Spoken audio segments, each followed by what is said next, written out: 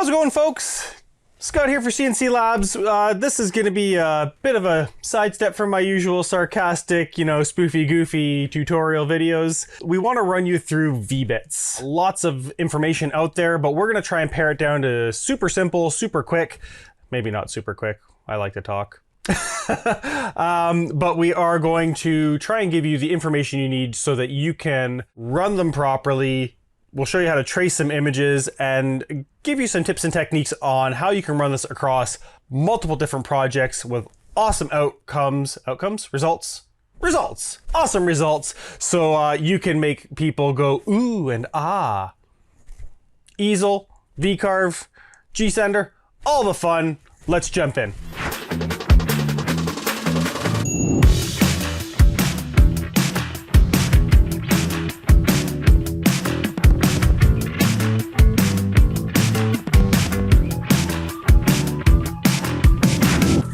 All right, folks, here we are over in VCarve, and I've recorded this far too many times now, and I've also debated a number of times of whether or not I just want to do, like a quickie, click here, do this tutorial without a whole lot of background info, or if I wanted to give you just a little bit of understanding in case you're not already familiar with V-Bits and why they're so awesome. So we're going to jump into this part where I explain two kind of what I think are key concepts. The first one is the reason why V-Bits are really cool is because they can give you some nice sharp corners that other bits can't. So in this example, it's showing you over here that this end mill is going to give you a nice sharp outer corner.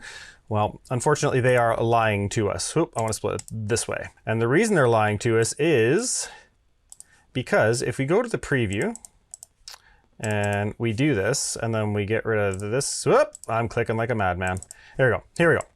So that end mill in the preview looked really nice and sharp, but when we go in here, you're clearly seeing that we're not getting a sharp corner. Now, I mean, kind of obvious, a round bit can't give you a square corner, and there's concept number one. You can't get sharp corners with end mills easily. There's workarounds, there's other ways of doing it, but the long and the short is, end mills are awesome, they really are, they're simple. However, V-Bits can give you those nice sharp corners. So you'll see it with, graphics, you'll see it with fonts where the V-Bits just give you a much superior look, I guess, if you're looking for sharp corners. So there we go. Concept number two, and this is the one that I've kind of messed up a whole bunch of times, just because. Let's get these previews going just so I have them to speak to. This example, you're going to see that the concept we're trying to get across here on this one is the depth when using a V-bit will be determined by two things: the distance between the vectors and the angle of the bit you're using. What do I mean by that? What I mean by that is, in my example here that I'm showing you, everything on the screen is the exact same as far as size and, all of that stuff goes, as specs. The only thing that changes is the angle of the V-bit itself. So this number is the same as this number, is the same as this number. They're all the same size, but how deep that V-bit goes is going to be determined by the width between the vectors, which in this case I've eliminated. It's all the same width, distance, but the V-bit changes. So if we go over to our preview, you're going to start to see what I'm talking about. I'm going to just zoom in on this guy so that you can see it. So, oh, hello, getting crazy. Give me this one. There we go. So you can see that 30, 60, 90, everything's the same size, the same scale, but because that 30 can get so much deeper because it's steeper, it's giving you more relief. It's giving you more shadows. You're seeing more of it versus that 90, which it carves the exact same. It looks wonderful. However, depending on what you're carving is going to depend on probably what you want to use as far as angles go. Here's a real world example of the end mill versus the V-bit corner factor, right? So end mill on the left, V-bit on the right, and you can see the difference right away. The preview does a pretty good job, and here's a real life version. The thing that the preview doesn't, in my opinion, give you a wicked view of is the depth. You can kind of get a sense, but in real life, you can see that that end mill, I told it to go down 1/8 of an inch. The V-bit went down quite a bit further. Now, it went down further because the distance between here was deep enough to let it get deeper, right? Where am I going? Turn it this way. There we go. Now you can see it, right? These are both 1/8 of an inch wide. This line and this line are both of 1/8 of an inch. The difference is the V-bit was able to get quite a bit deeper because it had the angle that was skinny enough too. going over to my real world example of this 30, 60, 90 guy. It's kind of hard to see because of shadows and everything else, but you can see sitting there, that 30 is super easy to read. The 90 is getting pretty light because it just didn't go as deep. There's not as much profile, you know, all the things. Not one is better than the other, you know, but for very small, fine detail, that 30-degree bit's gonna go deeper. It's gonna give you more contrast. 60 is a good all-arounder, same thing, a little bit of both worlds. And then the 90, you're typically gonna use for bigger signage, bigger things like that, because at the end of the day, can I get it in here? Can I stand it up and still see it? Sorry, Louie. None of them are better than the other. They're just better for certain applications. So I think those are the two concepts. No square corners at end mills, and the depth of the cut with the V-bit is determined by the distance between the vectors and the angle of the bit. The way I remember myself is steeper is deeper. Rhymes, it's easy, as long as you understand that steeper means like pointy, right? Which is self-explanatory, but just in case, the steeper, the deeper the cut. That's about it for my two concepts. Not too bad. I think we are going to jump over into Easel to do an actual, you know, real world project, because looking through the forums and the Facebook groups, a lot of people are asking what's the best software, and that is a pretty much impossible question to answer. There's so many factors, so many variables.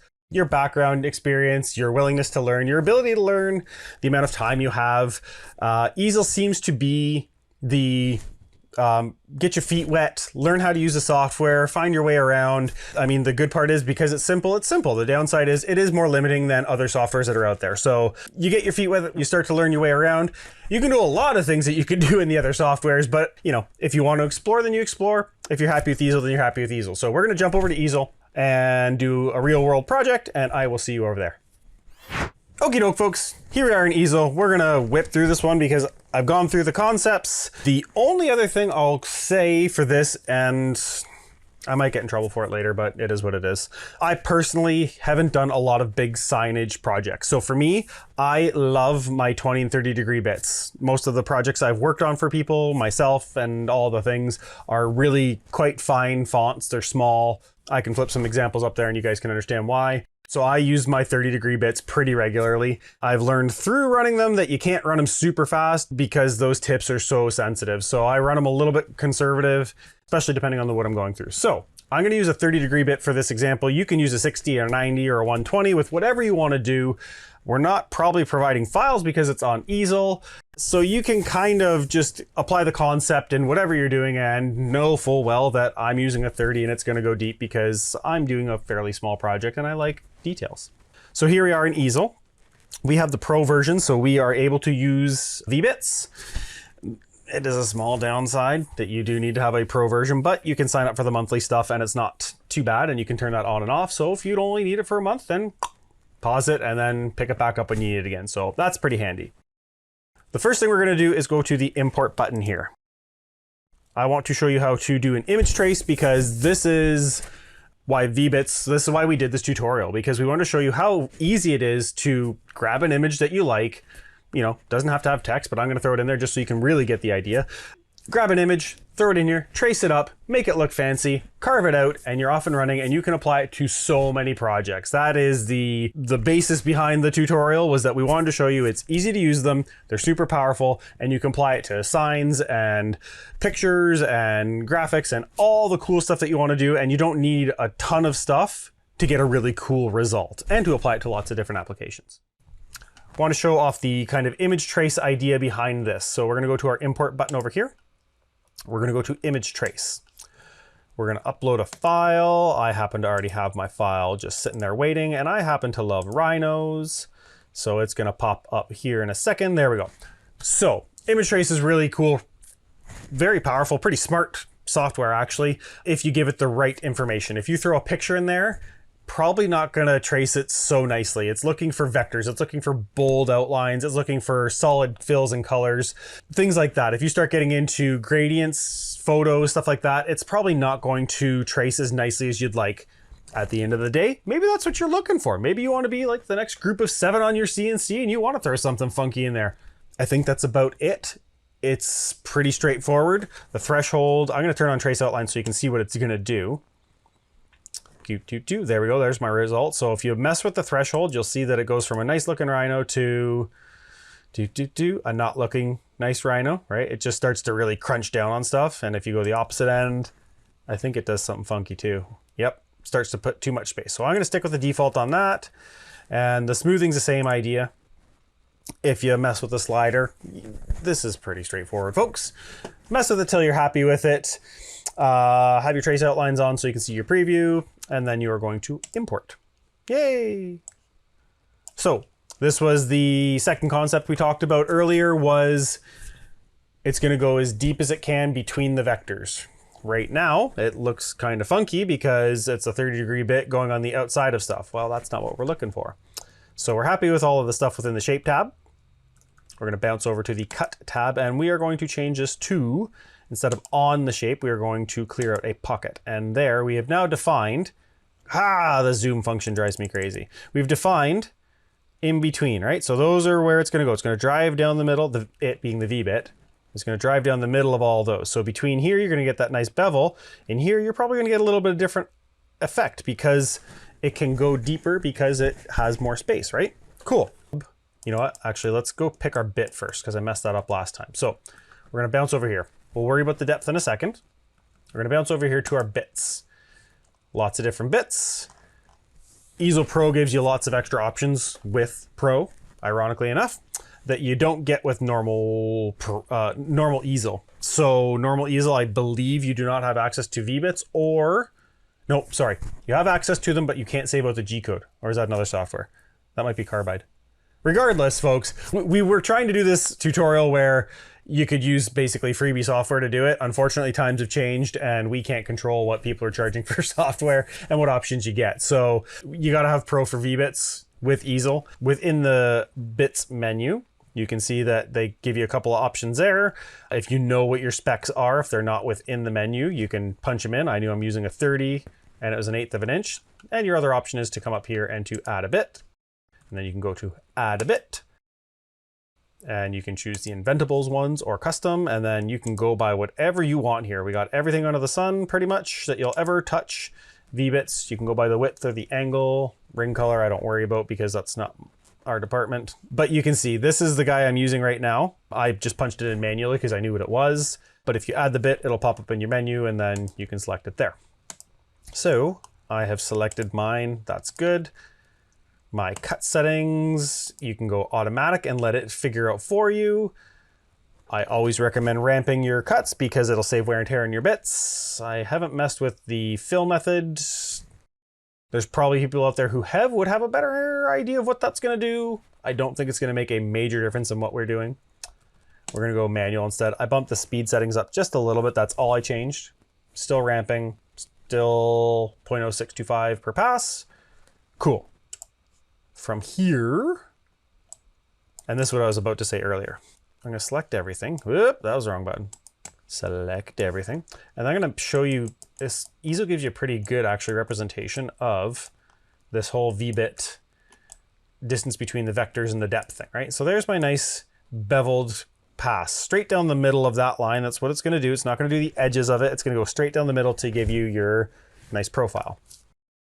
If we go way up here to basically 0, you can see that it's going, what is happening? You know, you're telling me to go down this far, so I'm only going to go down this far, and then I'll carve flat across there. Well, it kind of doesn't defeat the purpose of a V-bit, but you know, if that's the look you're going for, there you go. The opposite end of the spectrum, and you can watch as I drag it down, that channel gets deeper and deeper and deeper, until the point where, hey, we got our nice bevel. We got our, you know, our cool profile. That's the whole reason we're using V-bits. If, however, I say to the software, carve deeper, 3/4 of an inch. Oh, nothing changed. Nothing changed because at the end of the day, those limiting vectors, the distance between them, told the software, hey, you can only go so deep according to these two vectors, so it doesn't matter that you're telling me to carve deeper, I can't. My vectors are limiting me, my angle is limiting me, you're gonna get the same thing regardless. If you poke around the rest of the image, you'll see that it will, look at that ear, it's like a cavern, right? So because this is more open space, there's more distance between these vectors, sorry, I'll use my little guy. You can see that it will go deeper, same with the eye, right? Same with up here in the horn, it'll go deeper. So at the end of the day, pay attention to what you're doing, but that was that second concept I was trying to get across. I'm going to bring this back quite a bit.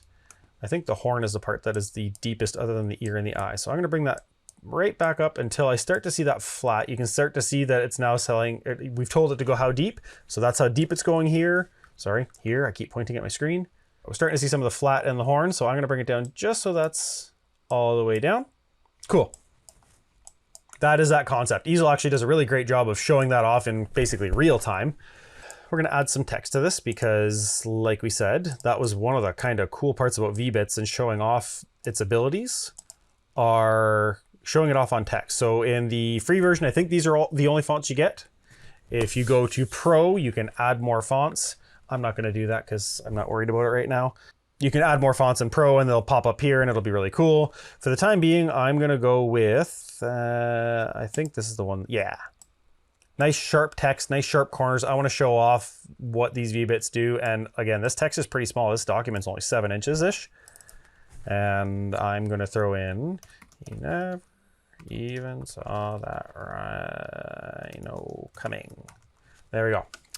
If you know what this is from, then you are cool because you know about stop motion movies. And if you don't, then go watch James and the Giant Peach because even though it's a kid's movie, it's still awesome. So there's our text. There's our rhino. We've got our bit selected. We've played with our cut settings just a little bit. We've played with our depth settings of everything. Let's now select everything and let's hit the simulate button down here. Simulate. It's telling us that it's about 11 minutes. That seems fairly reasonable.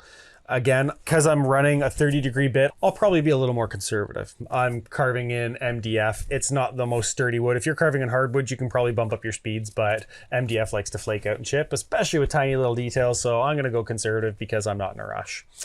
We can see that the path goes where it's supposed to go, right across our text. You can always play with the preview button. You can turn up the speed of how fast it previews.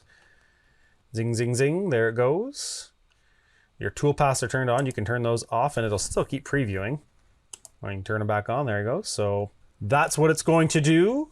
It's going to zing around there. It's going to be going deeper in some spots than others because there's more space between the vectors. Commit that to memory. Steeper is deeper. Once it finishes the preview, which I could have stopped at any point, but I like to talk, then we are going to say we're happy. There's our toolpaths. Double check your artwork to make sure you're happy with it. And then we're going to go over here to project. Not publish. Sorry, not import. There we go. We got there. Download the gCode. It's going to fire out whatever your project name is called way down here. I've already downloaded it once because I forgot to delete it. So you get to see the little extra name there. And the next thing we're going to do is bump over, whatever word rhymes, into gCode. This is a super quick and easy carve. We'll whip through that and then we'll show you the end results. Here we are over in gSender. We're going to load up our rhino right there. I renamed it VCarve Rhino because I want to remember that it's a VCarve Rhino. And you can see from the preview that, you know, there are some spots that's going to go a little deeper than some of the other spots, and that's cool. The other thing that the preview is going to give us a really cool representation of is, remember we were talking about how it chooses to go, or it goes right down the middle of the line or the vectors. It doesn't actually go on the edges, the outside edges, it goes right down the middle, and that's what gives us our nice bevel. So you can see the H here is going to go a couple extra passes, probably because it's a capital. It goes a little bit deeper, but the E's and everything else is pretty much showing you that, hey, we're going to drop the middle and then we're good to go. So I'm going to zoom out a little bit more just to make sure I can see what I'm doing. And we are going to zero everything over. So I'm going to have to drive that guy over. So the first thing I'm going to do is go over to my probe menu. I'm going to need to know what X, Y, and Z are. I am choosing tip because I'm using a V-bit. That is something that if you have not used the Auto Zero touch plate yet, ta-da! That's my bling. You have to use tip. You cannot use auto like you do with end mills because it will not work the way it's supposed to. So choose your tip. You can hit probe. And I forgot to drive the machine over, so I'm going to have to drive the machine over, and I have to put the bit in first. Here we go. Let's drive her forward. I was messing with the backlash nuts on mine, so it might have some weird noises. I mean, squeaks happen, but I get squeaky too. Alrighty, so we're going to throw in our bit. Can I focus the camera on this guy? Look at that thing. It's like a knife. So just be really careful with all of your V-bits that you don't drop them. Bing! Typically when I'm taking them out, I let it drop into my hand. You know, it's not the most fun thing in the world to have it poke you, but it's a lot better than ruining your V-bit. I think I have the wrong collet in there. I do. Let's get the right one. Precision collet, little guy, right? Versus the bigger guy. So if you don't have this guy, super handy. I use it regularly. I've already made sure that there's no dust and stuff in there. I'm gonna get that slowly started, and then I'm going to hold this guy in place. These guys are a little tricky because they're kind of short, right? So I get it fairly tight, and then I hold the button and just give it one more twist. See, it still wants to come out, so you almost have to give it a little extra hand. There we go. We're going to tighten down, crunch, 2 wrenches, no buttons, and I should clamp this down before I actually zero it out, because then stuff's not going to be in the way as much. So you know what, we're going to go backwards this time because I don't have any room. There we go. Happy, happy. I already know that I can fit one over here somewhere-ish. So I'm going to tighten that guy down. I'm going to tighten, sorry about my hand in your face, folks, this guy down because it's going to start. Oh, you're just looking at my hand the whole time. Sorry, guys. Here we go. I know that it's going to start down here. Do I have enough room for my block? Oh, things that you forget. Nope. Okay, well, guess what? We have enough room to throw this guy in. Why is he so loose? There we go. So I know I've got some room up there. This will lock this in place. We're still nice and square. I'm going to have to take that guy off. Now we can zero. Clippy, clippy. Okay. And we've already gone through the settings on that, so we're going to hit probe. And then we'll just move it over a little wee bit more. I'm centered in that square like I'm supposed to be. I'm not quite touching. I've got my magnet engaged. Now I can actually go to probe. Whew. It's gonna ask me for touchy touchy. Green light, we're happy.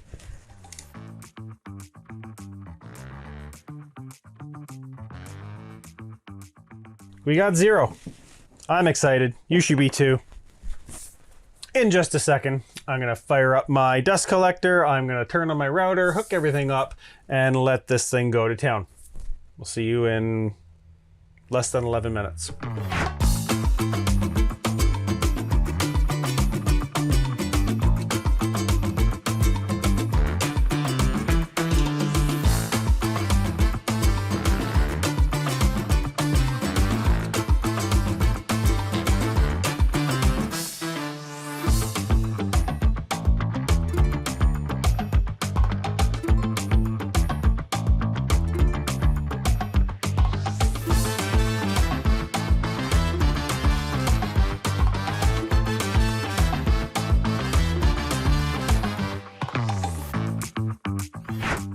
Well, all right. So, 6 or 7 minutes later, that looks pretty spiffy. We lost a little bit of an E there, but that could be an MDF thing because, it's not the greatest stuff ever to carve, but by and large, we've got our nice V-bit going on. Carved a little bit deeper where it was, where the vectors were further apart and it was allowed to. This is super nice and clean. Look at that, that's lovely. Now, that's not to be said that you couldn't use a 60 or a 90 for this, but because it's fairly small detail and I wanted pretty high amount of relief, I went with a 30. So if you did the exact same carve with a 60 or a 90, you'd get the exact same kind of, look, it just wouldn't have the same punch. And considering most of the projects I work on are pretty small detail, I use those 30s pretty regularly. So maybe that's on my list of things to do for one of the next projects, is to do something with the, a 60 or a 90, a big sign for the shop. So that's about it, folks. That's V-Bits in a nutshell. As always, we hope you found it helpful. We hope you found it useful. We hope you learned something. And also, as always, any questions or comments, please leave them down below. Let us know what you like, what you don't like, what you want to see, what you don't want to see. Please make sure you are subscribed. No ding? Yeah, ding. Please make sure you're subscribed for all the latest and greatest content that we're pumping out for you guys. We love making these videos, and we'll see you around the CNC.